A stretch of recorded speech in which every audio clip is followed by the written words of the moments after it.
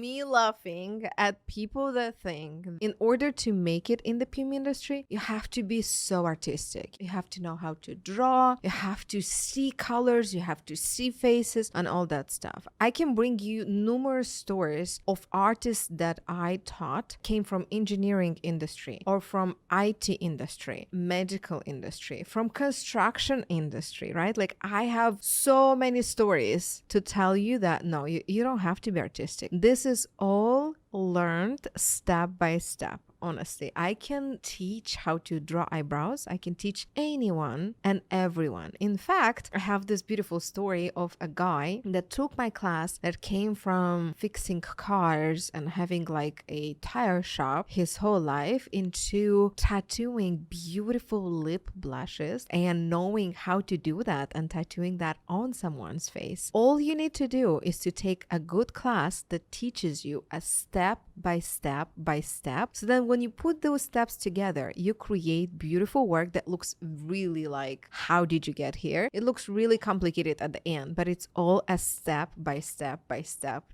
learning. So no, you don't have to be artistic. Guess what? In order to make it in the PMU industry, you just have to take the right class. That's all.